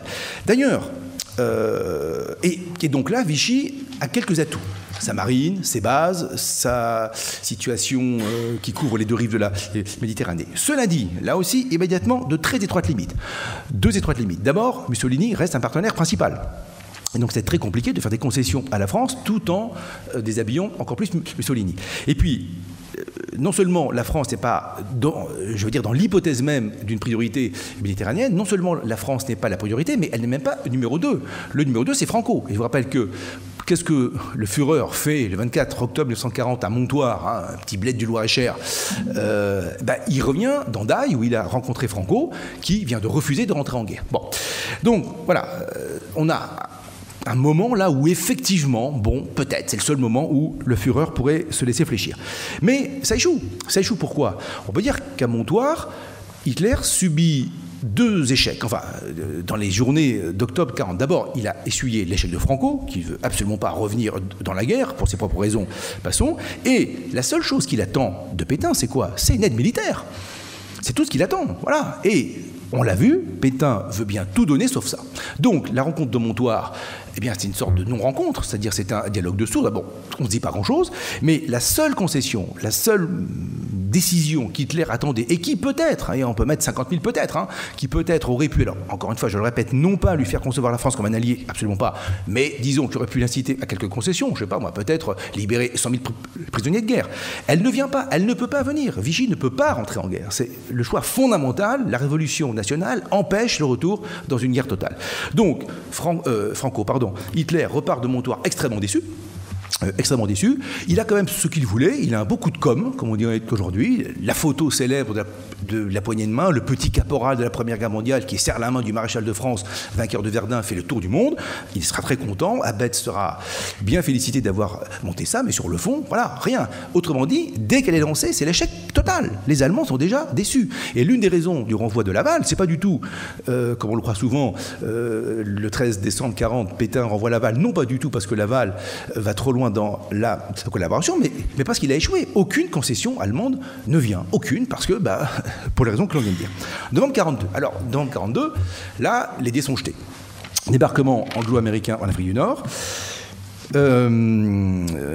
L'instant est tout à fait central pour le maréchal Pétain. Est-ce qu'il va gagner l'Afrique du Nord? Une partie de son entourage le presse de le faire. Non, il reste en France. Il fait le choix fondamental de rester en France. Pour quelle raison? Bon, il y a aussi des contre-pressions, une partie de l'armée, celle de Laval, bien sûr. La volonté aussi de respecter la parole donnée aux Français. Je resterai auprès de vous tout au long de la guerre, etc. En tout cas là, le choix de Pétain de rester en France et les événements qui se produisent en novembre 1942 ruine complètement Vichy. Et ensuite, Vichy devient un satellite du Reich. Voilà, Vichy perd ses derniers atouts.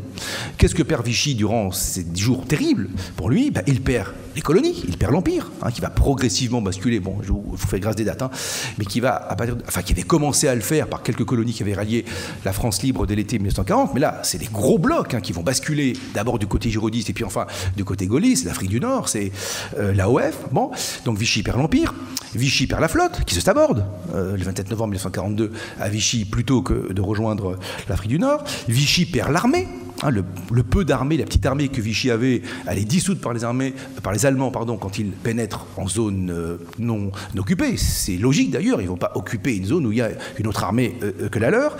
Et Vichy perd sa souveraineté, perd l'illusion de sa souveraineté. Il n'y a plus une parcelle du territoire français qui ne soit pas occupée. À partir de là, les dés sont jetés, Vichy ne pèse plus rien, les atouts ont disparu, les quelques atouts qui restaient, les bases militaires, l'Empire, les colonies, l'armée, la flotte. Et en plus, je dirais cerise sur le gâteau, novembre 42, fin 42, début 43, vous savez, c'est ce qu'on appelle la bissectrice de la guerre, sur tous les fronts du Pacifique à la Volga, de la Volga à l'Afrique du Nord, sur tous les fronts, le sort des armes se retourne, et l'axe se retrouve maintenant sur la défensive, donc avec un Reich qui sera encore moins bienveillant. Et au contraire, la collaboration économique, le pillage et la pression économique allemande sur la France ne cessent d'augmenter. Autrement dit là, Vichy se retrouve complètement pris au piège qu'il a lui-même construit, et on peut parler de progressive satellisation et non plus, bien sûr, de collaboration, encore moins que jamais. Alors, en définitive, et je conclus sur Vichy, et peut-être que les collaboratistes parisiens, écoutez, peut-être qu'on va... voilà, je vous inviterai à lire des livres. Au total, on peut se demander, mais comment est-ce que... C'est dommage d'ailleurs, mais enfin bon, je gère mal le temps, voyez. Comment est-ce que les hommes de Vichy ont pu s'aveugler à ce point ?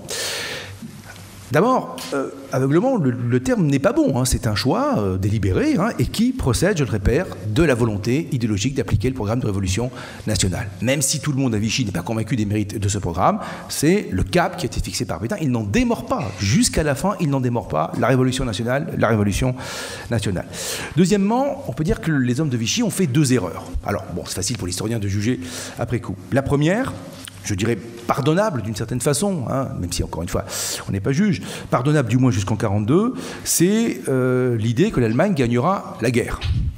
Alors ça on peut le croire, il faut être quand même d'un optimisme bien trempé le 18 juin 1940 pour penser que l'Allemagne perdra la guerre. Donc très trempé même, d'un optimisme en béton armé. Je vous rappelle quand même que l'avancée maximale des forces de l'Axe, c'est l'été 42. L'été 42. Bon, donc en 40-41, faire le pari géostratégique ou géopolitico-militaire, appelez-le comme vous voulez, d'une victoire allemande, bon, voilà, il y a une base de rationalité. C'est pas complètement stupide. On pourrait même dire, si on était un peu taquin, que c'est le pari inverse qui est un peu dingue. Hein. Pensez que, je vous rappelle que les États-Unis ne sont pas en guerre, l'URSS est allié de l'Allemagne nazie, l'Angleterre est à l'agonie. Voilà, elle n'est même pas aidée économiquement avant mars 41 par les Américains. L'Europe est entièrement occupée par les nazis. Faire le pari d'une défaite du Reich, il faut vraiment être très, très, très optimiste. Bon, après novembre 42, j'en conviens, là, c'est un... Mais la Vichy qui est pris au piège, il n'y a absolument plus aucun choix.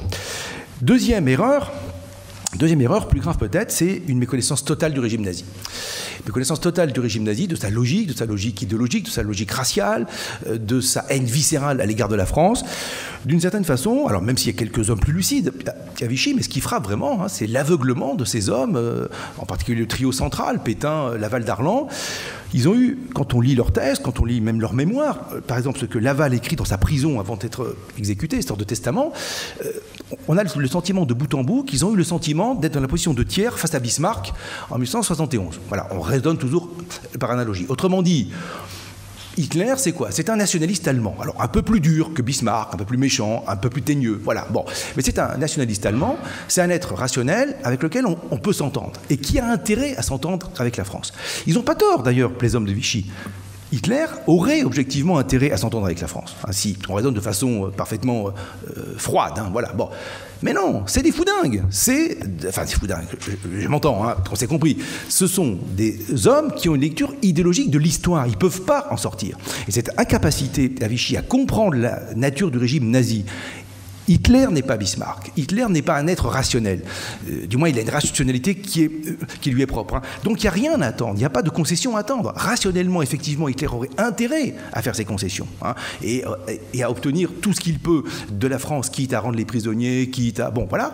Non, ça ne peut pas venir, et ça ne viendra jamais. Hitler passe toute la guerre à pester, à ronchonner, à râler contre, dit-il, ses marins et ses diplomates qui veulent lui, guillemets, voler sa victoire. Hein, qui, à force de concessions, parce que bon, voilà, on vient de voir pourquoi, les diplomates et les marins plaident la cause de la France, et à chaque fois, il les renvoie dans les cordes en leur disant « Mais non, vous allez me voler ma victoire. J'ai écrasé la France, il n'est pas question de la relever miraculeusement par une politique de collaboration. » Qu'est-ce qu'on fait? Est-ce qu'on dit deux mots sur...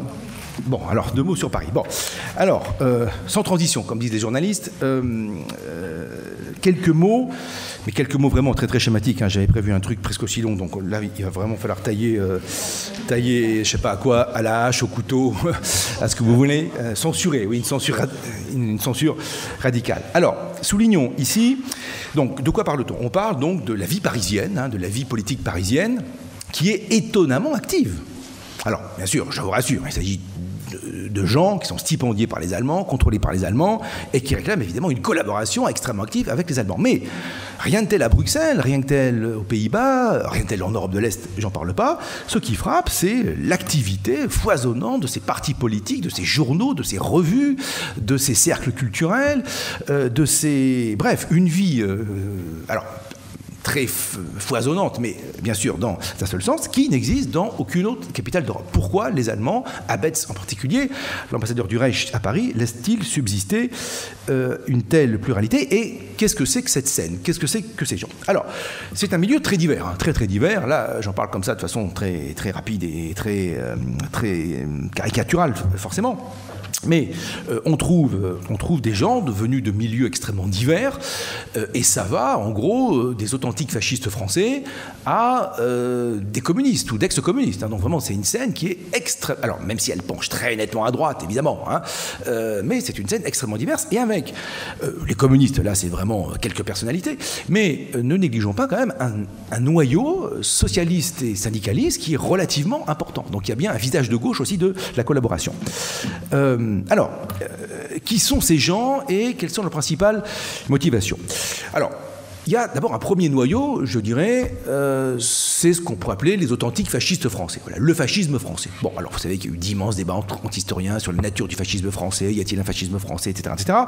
Bon, même si l'école historique française, hein, vous le savez, René Raymond, Jean-Pierre Azéma, Michel Vinocq et autres, penchent pour nous expliquer qu'il y a des fascistes français, mais que ce fascisme français reste, pour différentes raisons, en France confiné, je dirais, dans des cercles relativement circonscrits, et que les extrêmes droites françaises des années 30, et donc Vichy version Révolution nationale, hein, je résume vraiment hein, de façon très très rapide mon cours de Sciences Po, et schématique, donc ces gens-là ne relèvent pas du fascisme, ou en tout cas d'un authentique fascisme. Donc il se trouve qu'il y a des fascistes en France. Eh bien, ces gens-là, groupusculaires, très minoritaires durant l'entre-deux-guerres, brusquement, évidemment, là, c'est un ballon d'oxygène extraordinaire, ils ont pignon sur rue. Ils ont d'ailleurs été souvent chassés de Vichy à coups de pied. Hein. Marcel Déat est fichu à la porte de Vichy, il n'y a pas d'autre mot, à l'été 40, hein, quand il vient convaincre le maréchal de créer un parti unique et de prendre la tête du parti unique, avec l'idée, bien sûr, hein, le vieux va rapidement crever et je serai le Führer français. Bon, il est littéralement mis dans un train et puis envoyé à Paris. Il arrive en gros la même mésaventure à Doriot,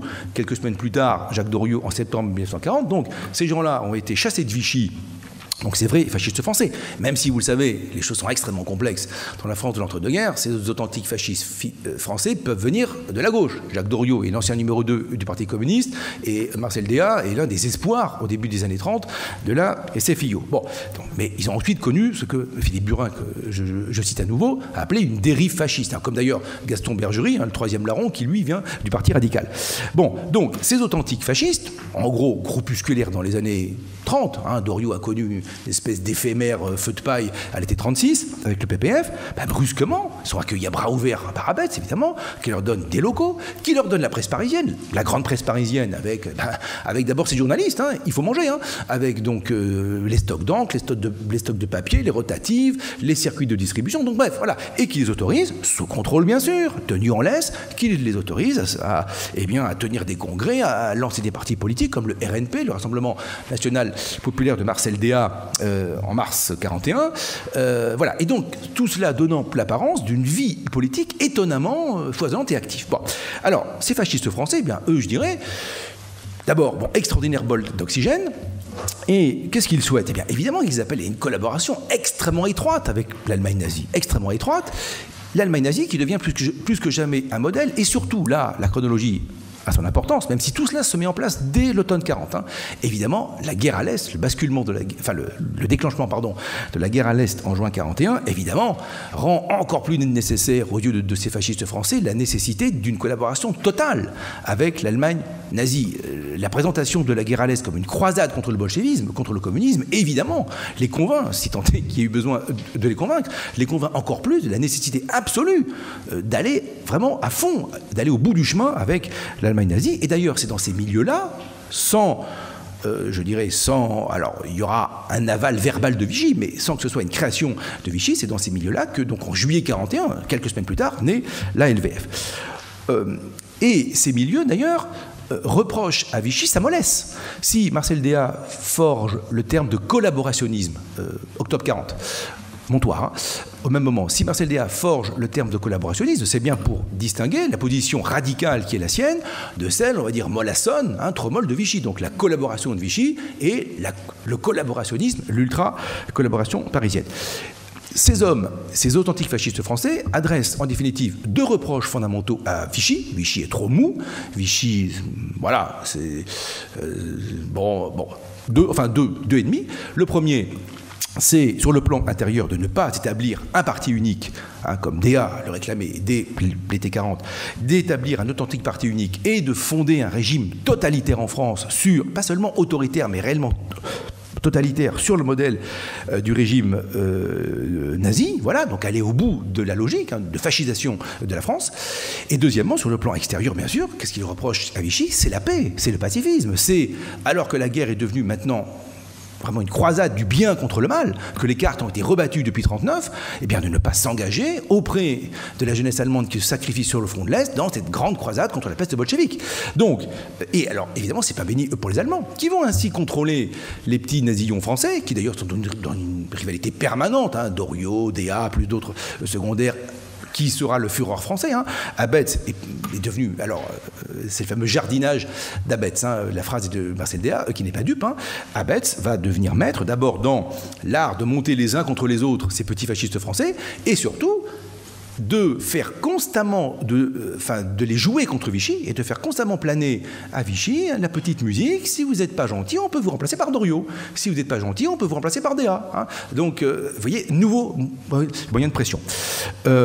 Étant entendu, bien évidemment, que Abetz connaît les lignes ou les limites étroites de ce petit jeu et qu'il n'a jamais été question dans son idée de leur confier réellement le pouvoir. Pas plus qu'il n'a été dans l'idée des Allemands de confier réellement le pouvoir en Belgique à De Grelle, aux Pays-Bas à Mussert, etc. etc. Donc, le jeu est très très subtil. Bon. Mais on n'étudie pas le sujet. Cette scène, elle ne se limite pas à ces fascistes français. Même si eux-mêmes ont des parcours parfois très très complexes, on n'explique pas, donc par, je dirais, l'idéologie fasciste, par la sympathie idéologique pour le régime nazi, par la proximité pour le régime nazi. Oui, pardon, je vais trop vite. Il y a un troisième reproche. Alors, surtout chez Déat, il y a un troisième reproche. Déat n'oublie pas qu'il vient de la gauche. Il y a un troisième reproche qui est adressé par les milieux collaborationnistes parisiens, pas tous, mais en tout cas du côté Déat, au régime de Vichy, c'est son caractère insuffisamment socialiste, son côté finalement maurassien, conservateur, clérical, antisocial. Donc il y a une petite musique sociale aussi qui peut être entendue dans les milieux collaborationnistes parisiens. Et d'ailleurs, ce n'est pas un hasard si Marcel Déat, quand Abetz obtient quand même que quelques collaborationnistes, ça montre bien d'ailleurs la satellisation de Vichy en mars 1944, rentre au gouvernement, Marcel Déat devient ministre du Travail. C'est quand même, ça n'est pas le fruit du hasard. Bon. Cela dit, il n'y a pas que des fascistes à Paris. Il y a des gens beaucoup plus complexes. Et on trouve toute une série, alors ça peut être des écrivains, des artistes, des intellectuels, des essayistes, des journalistes, des gens qui ont un passé plutôt à gauche. Et qui ont surtout un passé Dreyfusard. Alors là, je vous renvoie vraiment à deux grands livres remarquables de Simon Epstein, l'historien franco-israélien, Dreyfusard sous l'occupation 2001, et un paradoxe français, écoutez bien le titre, antiraciste dans la collaboration, antisémite dans la résistance. C'est un titre coup de poing, voilà, mais qui montre bien que, par un paradoxe, alors qu'on va essayer d'expliquer en 12 secondes et demie, c'est un challenge. Donc, Epstein montre bien que les formes les plus radicales de collaboration, là, on ne parle pas de Vichy, et dans sa logique étatique, on parle de ces milieux. Alors, c'est quoi? C'est 100 000 personnes, voilà, c'est entre 50 et 100 000 militants, ça ne va pas plus loin. Ils font beaucoup de bruit, mais ils sont très très peu nombreux. Et ne vous laissez pas impressionner par les tirages de leur presse, qui tirent à 300, 400, 500 000, tout simplement d'abord parce que c'est la seule presse, et parce que surtout, cette presse, elle vous donne les adresses des boulangeries ouvertes, des tickets de rationnement, et des choses comme ça. Voilà, donc ok, bien. Mais donc, ne prenons pas les tirages de la presse collaborationniste pour l'audience réelle de ces milieux. Bon, en tout cas, dans ces milieux, il n'y a pas que des fascistes. Il y a des gens qui ont des parcours très complexes, qui viennent plutôt de la gauche, qui ont souvent dépassé Dreyfusard, antifascistes, antisémites, antisémites, pardon, je répète le titre, antiraciste dans la collaboration, antisémite dans la résistance, sorte de paradoxe terrible. Bon, alors, qu'est-ce qui fait que des gens comme Charles Spinasse, René Belin, quand même, René Belin, secrétaire national de la CGT, c'est le ministre du Travail de Vichy. C'est quand même surprenant, des gens comme Charles Spinasse, ministre de Léon Blum en 1936, des intellectuels antifascistes de gauche comme Jamais, Château, la liste est extrêmement longue, tenez, j'ai repris le bouquin de Epstein tout à l'heure avant de venir, une longue liste d'intellectuels, voilà, Dreyfusard, des années 20 et 30, Alphonse de Chateaubriand, Georges Montandon, Félicien Challet, Abel Armand, Anatole de Monzy, Gustave Hervé, Henri Béraud, les frères Tarot, Daniel Calévi, etc., etc. N'en jetez plus, vous avez pratiquement toute la France Dreyfusard des années 1910-1930, collaborationnisme parisien. Qu'est-ce qui se passe? Qu'est-ce qui s'est passé? Comment expliquer ce paradoxe français, comme dit Simon Epstein? Alors, au risque d'être très schématique, pardonnez-moi, mais bon, là vraiment le temps presse, il faut qu'on arrête. En fait, il faut repartir des années 30. Il faut considérer, laissons de côté les vrais fascistes français, il faut considérer comment se fait-il que des hommes de gauche se retrouvent dans le lit des nazis. Voilà, c'est un truc incompréhensible. Bon. Mais, entre parenthèses, on pourrait aussi poser la question inverse. Comment se fait-il que la résistance présente d'ailleurs un tel kaléidoscope politique, hein. Bon, il faut repartir en fait des reclassements des années 30. C'est les infinies contradictions à la fois politiques, morales, enfin cette grande crise économique, morale, politique, culturelle des années 30 qui a opéré des reclassements, lesquels reclassements, alors ça ne suffisait pas, il fallait bien sûr le drame de la défaite.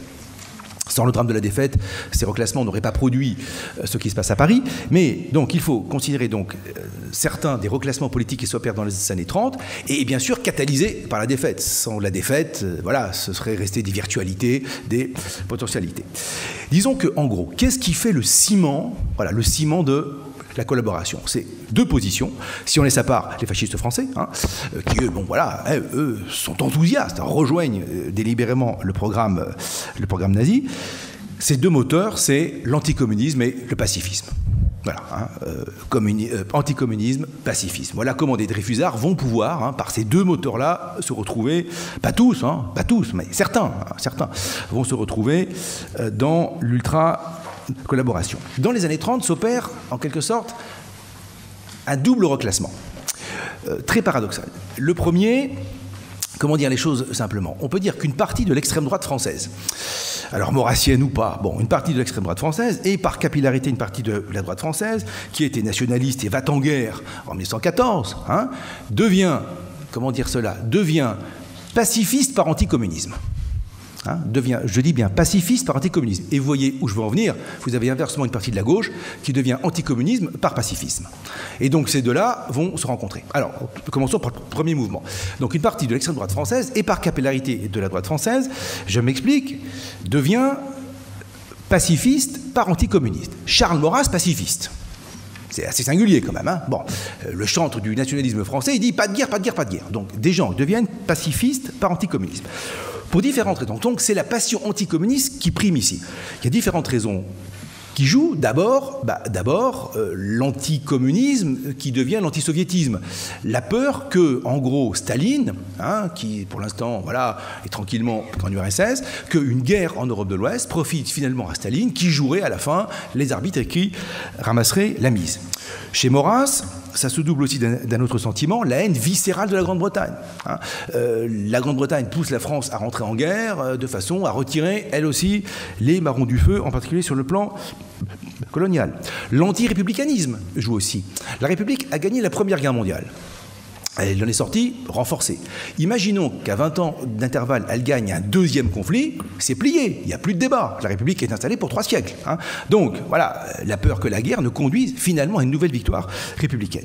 Et enfin surtout, et là, encore une fois, c'est surtout quelque chose qui est très fort dans les milieux d'Action française, Daudet, Henri Massis, Maurras, l'idée que la guerre a changé de nature au XXe siècle. Hein. Il y a une analyse de la guerre, Maurras, vous savez que l'Action française est célèbre dans les années 20 et 30 pour la qualité de ses pages militaires. Hein. Il y a des analyses très fouillées, très bonnes. Hein. Donc il y a une vraie culture militaire chez certains dirigeants de l'Action française. Et il y a cette idée que la guerre a changé de nature, que la guerre totale du XXe siècle, c'est plus la guerre d'avant. Et on le voit très bien lors de la Première Guerre mondiale, la guerre est tellement radicale, la guerre est tellement totale qu'elle agit comme un élément dissolvant des sociétés. Elle fragilise les sociétés et donc, vous voyez où on va en venir, elle augmente le risque révolutionnaire. D'ailleurs, qu'est-ce qui se passe au lendemain de la Première Guerre mondiale? Vous avez une immense secousse révolutionnaire dans toute l'Europe, qui triomphe en Russie, qui échoue en Hongrie, qui échoue en Allemagne, qui échoue en Italie, qui échoue en France, mais ça a été chaud, hein, ça a été très très chaud. Hein, il y a des premiers mai de combat en France en 1919 puis 1920, et puis je vous rappelle qu'en Allemagne quand même, la révolution spartakiste a bien lieu, elle est noyée dans le sang par des milliers de morts à Berlin en janvier 1919. Bon, donc bref, la guerre moderne accouche de la révolution. D'une certaine façon, bon, je pousse le bouchon un peu loin, mais Maurras n'est pas loin de penser comme Lénine, hein, que la révolution naît de la guerre. Autrement dit, la guerre fait courir, voyez, tous ces risques-là, fait courir le risque finalement d'une subversion communiste. Voilà comment une partie de l'extrême droite française devient pacifiste, tout plutôt que la guerre, par anticommunisme. Marcel Déat, par exemple, hein, voilà, mourir pour les Poldèves, mai 1939. Au même moment, Alors, c'est ça qui m'intéresse ici. Vous avez un mouvement inverse qui se produit. Vous avez toute une partie de la gauche, alors de la gauche non communiste, je précise, pour aller vite, en gros, la CGT confédérée, je rappelle qu'il y a 2 CGT durant l'entre-guerres, la CGT-U unitaire qui est communiste, et puis la CGT confédérée, Léon Jouot, qui est d'ailleurs beaucoup plus importante à l'époque, même si elles sont retrouvées en 1936, elles se séparent en 1939. Bon, enfin bref, donc 3 principaux, je parle ici de 3 principaux milieux, donc de la gauche non communiste, j'insiste bien sur le non communiste, à la CGT confédérée, tendance Jouot, Belin, secrétaire national, dans certains cercles de la SFIO, on va dire la droite de la SFIO, autour de gens comme Paul Faure ou de Charles Spinas, et enfin des milieux intellectuels antifascistes, bon là des personnalités diverses et variées, par exemple à Lévy. Bon. Donc ici vous avez un mouvement inverse qui se produit, vous avez des gens alors qui sont estampillés, Dreyfusards et bien souvent militants antifascistes. Certains peuvent finir dans la résistance, je précise. Attention, je ne suis pas en train de vous décrire des mécanismes physico-chimiques. Bon, voilà. Mais une partie d'entre eux va basculer dans l'anticommunisme par pacifisme. En effet, qu'est-ce qui se passe? Pour le dire là aussi très vite. Les années 30. En 1934, vous le savez, Staline impose à l'ensemble du mouvement communiste international un virage à 180 degrés, c'est ce qu'on appelle l'enterrement de la tactique classe contre classe et l'adoption de la tactique des fronts antifascistes. Bon, tout ça est lié bien sûr à l'arrivée des nazis au pouvoir en Allemagne. Donc la révolution, on verra plus tard, l'important est de former des grands fronts antifascistes partout de façon à empêcher la reproduction en Espagne ou en France par exemple, ou en Chine, pourquoi pas, de la catastrophe allemande. Bon, du coup, les partis communistes sortent de leur sectarisme terrible des années 20 et tendent la main, et c'est le ressort de l'antifascisme et qui conduit à la victoire électorale de 1936 en France, donc tendent la main à ceux qu'ils traînaient dans la boue encore 6 mois avant, aux sociotraîtres, comme on disait, et donc les Frente Populaire espagnols, le Front Populaire français, etc. Oui, mais attention, et brusquement, on a un parti communiste qui nous dit « vive les curés, vive les patrons, vive les colonies ». Je schématise bien sûr, mais bon, je vous rappelle la main tendue quand même de Maurice Thorez aux catholiques français à la fin de la campagne électorale de 1936. Bon, on ne reconnaît plus le parti communiste. Il y a une contrepartie. La contrepartie, c'est le bellicisme. C'est-à-dire que si maintenant il y a une agression fasciste en Europe quelque part, on fera la guerre. On fera la guerre. Autrement dit, le parti communiste devient antifasciste, certes, il porte très haut le flambeau de l'antifascisme, mais la contrepartie, c'est qu'il devient maintenant, d'ailleurs suivant largement, appelons un chat, les intérêts géostratégiques de l'URSS, il devient belliciste, au sens où il est entendu qu'on répliquera par une action militaire à toute nouvelle agression fasciste. D'où l'écartèlement du Front populaire dès l'été 1936, quand la guerre d'Espagne éclate. Je vous rappelle que le Parti communiste multiplie les meetings sur le thème. D'abord, depuis 1934, il vote les crédits militaires, qu'il refusait de voter, bien sûr, avant 1934, et l'été 1936, les grands meetings du Parti communiste, des avions, des canons pour l'Espagne. Le Parti communiste réclame l'intervention militaire en Espagne. Bon, que Blum refuse, mais on voit bien là les extrêmes tensions au sein de cette majorité, qui d'ailleurs craque très vite. Avril 1938, le Front populaire est terminé. Ces hommes de gauche, antifascistes, pacifistes, venus du dreyfusisme, sont littéralement, je dirais, révulsés par l'attitude du Parti communiste à ce moment-là. Ils considèrent que le parti a rompu, a trahi la cause pacifiste qui, à leurs yeux, est la cause sacrée. Alors évidemment, la palinodie de 1939, quand au dernier moment Staline change de nouveau d'avis et impose une sorte de nouveau virage à 180 degrés en signant un pacte avec Hitler, achève en quelque sorte de convaincre de la nocivité profonde du communisme certains de ces hommes. Autrement dit, vous avez, vraiment, je vais très très vite, vous avez d'un côté une partie de la droite et de l'extrême droite qui est devenue, je le répète, pacifiste par anticommunisme, quand de l'autre côté, une partie de la gauche, mais encore une fois, je dis bien une partie, vous avez d'autres Dreyfusards ou Dreyfusistes qui finissent dans la résistance, évidemment. Vous avez de l'autre côté une partie de la gauche non communiste française qui, elle, fait le chemin inverse et qui devient en quelque sorte anticommuniste par pacifisme.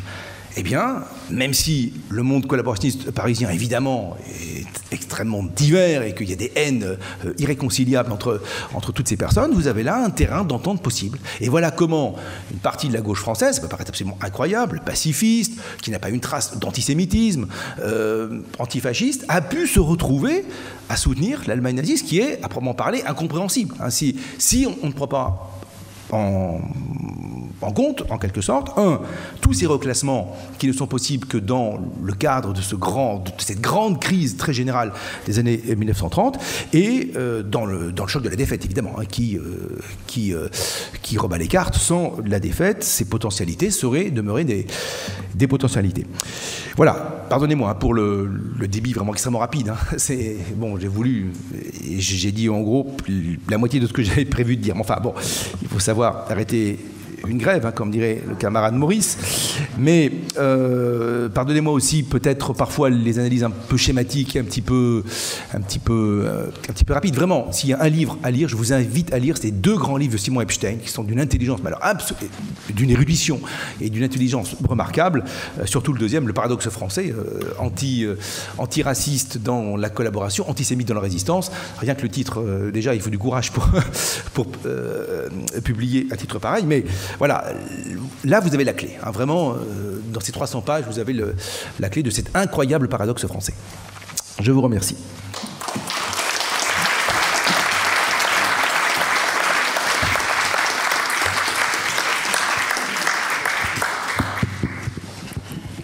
Et donc du coup, c'est fini. Voilà. Merci beaucoup. On va prendre 2 ou 3 questions. Pardonnez-moi surtout d'avoir débordé. Voilà, j'ai mal géré le temps. Pour un enseignant, c'est très mal. Si ça peut vous rassurer, en cours, c'est pire. Voilà, je traite en général le tiers du programme durant l'année. À l'université, on a cette chance par rapport aux collègues du lycée. On n'a pas de chef, on n'a pas de proviseur. Et si le programme n'est pas fait, on dit c'est pas grave, c'est moi qui décide du programme. Voilà, c'est un privilège très rare et ça m'arrange beaucoup. Voilà. Donc peut-être quelques questions. Oui, ici. Finalement, la seule mesure peut-être positive des Allemands, c'est d'avoir permis le retour des cendres de l'Aiglon en décembre 1940. Oui, c'est ce que disaient les Français dont le sens de l'humour n'était pas totalement perdu. Ils disaient ils nous prennent le charbon, qu'ils nous rendent des cendres. Hein, voilà, c'était le... Moi, je voulais vous poser la question, comment expliquer la formation de la milice, qui était une force supplétive de l'armée allemande, théoriquement chapeautée par Laval, mais en fait gouvernée par Darnan. Qu'est-ce qui a motivé en fait cette création de cette force ? Merci. Alors, c'est une longue histoire en fait. La milice, la milice, on retourne à Vichy. Hein. Vous dites force supplétive de l'armée allemande, progressivement. Hein. À l'origine, qu'est-ce qu'on a ? Le régime de Vichy a fait tabula rasa. Il a supprimé ce qu'on appelle tous les corps intermédiaires. Là, pardonnez-moi, je repars un petit peu en amont, sinon on ne comprend pas. Parce que donc la création de la milice, pour ceux qui ne le sauraient pas, c'est janvier 1943, mais en fait c'est une histoire qui commence, dont le mécanisme se met en place dès l'été 1940. Donc le régime de Vichy a fait tabula rasa de tous les corps intermédiaires. Le Parlement, théoriquement, il n'est pas supprimé, mais il n'est pas réuni. Les conseils généraux sont supprimés, les conseils municipaux sont profondément remodelés, les partis politiques n'existent plus. Paradoxe incroyable, le seul endroit où vous avez des partis en France, c'est Paris. Et donc le régime de Vichy se retrouve devant un problème technique. Comment parler aux Français. Voilà, comment établir un lien avec les Français. Et je le répète, pour être un régime autoritaire, il n'en est pas moins, d'ailleurs comme tous les régimes autoritaires, extrêmement sensible aux pulsations de l'opinion. Et donc, le régime de Vichy invente une organisation de masse qui s'appelle la Légion française des combattants, en août 1940, qui est techniquement, c'est le regroupement autoritaire de toutes les associations d'anciens combattants qui était très importante en France, surtout les 2 grandes, l'Union et la Fédération, l'une plutôt à gauche, l'autre plutôt à droite, donc elles ont l'obligation de se regrouper. Ça représente des centaines de milliers de membres, évidemment. Un homme sur 2, en gros, est ancien combattant dans la France de l'entre-deux-guerres, et le maréchal Pétain apparaît tout naturellement, maréchal de France, vainqueur de Verdun, comme le chef des anciens combattants.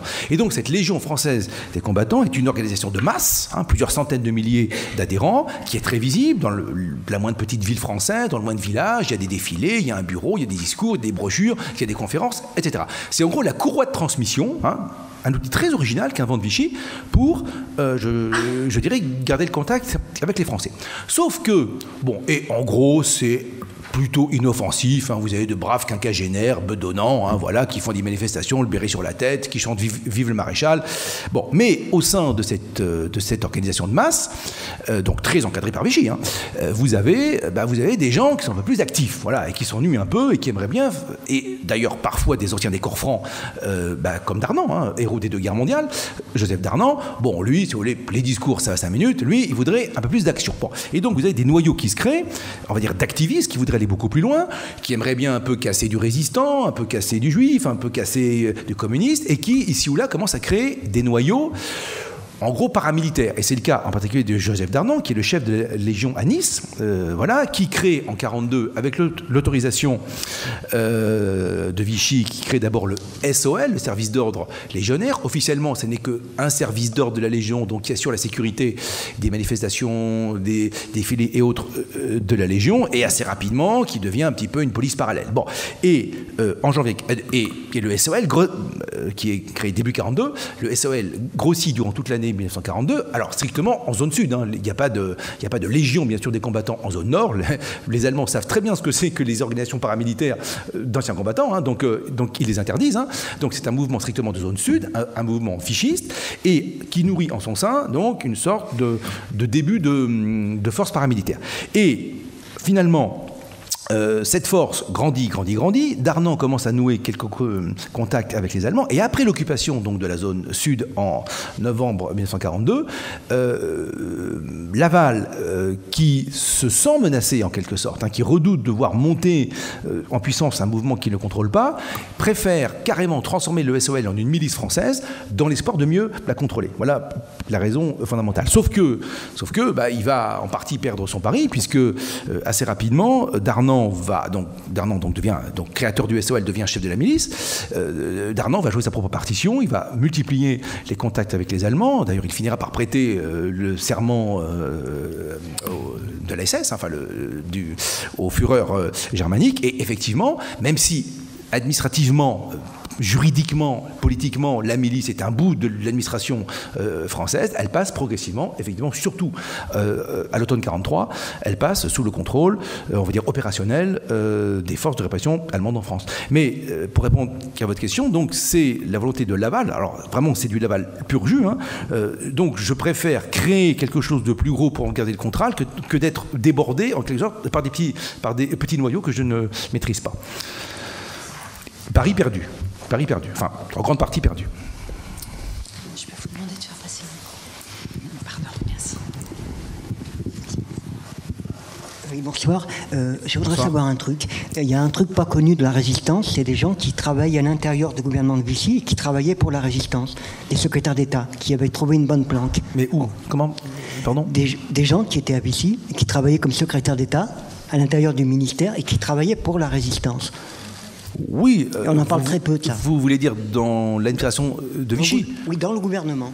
Oui, qu'il y ait eu des gens qui ont mené le double jeu. Oui, ça c'est bien possible. Bon, et puis vous savez, vous avez toute la zone gris clair, gris foncé de ce qu'on appelle maintenant les fichistos résistants. Donc effectivement, oui, il y a des gens qui ont pu mener le double jeu. En particulier au sein des services secrets, voilà. Oui, non, mais ça c'est bien connu, oui. Je veux dire ça parce que c'est pas tellement connu. Ça commence à l'être quand même. Hein. Je vous invite là à lire l'ouvrage de Madame Vergès-Chaignon sur les vichistos résistants aussi. Elle montre bien, dans différentes administrations, dans l'armée, quand même c'est assez important, dans les services secrets, vous avez toute une série de personnages qui jouent le double jeu. Alors, est-ce que c'est un double jeu total? Est-ce que c'est sincère? Non, vous avez des zones grises. Le girodisme, d'une certaine façon, c'est cela. Hein. C'est souvent une passerelle qui permet de ménager une transition de Vichy vers la résistance. Les cloisons ne sont pas étanches, évidemment. Vous avez toute une série de porosités qui peuvent exister. Absolument, oui. Absolument. Ah oui, ça. Moi, je dirais que Giraud s'est viré tout seul, mais enfin, c'est un tel degré d'incompétence, ça impose le respect quand même.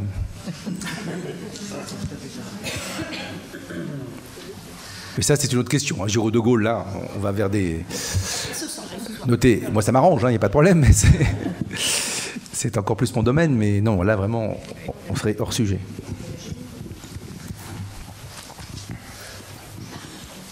Alors, on n'a pas parlé de collaboration économique, ça, ce serait un immense domaine, évidemment. Je ne suis pas rentré, je n'ai pas abordé toute l'immense zone grise de la scène culturelle, voilà, où s'arrête la poursuite normale de l'activité, voilà, où commence la collaboration. Bon, On ne tranchera jamais, mais ce sont des questions extrêmement très très intéressantes, hein, très très intéressantes.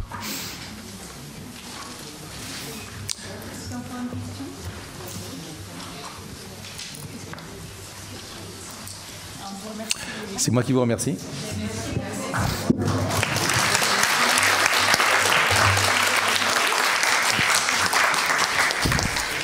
Merci, bonne soirée.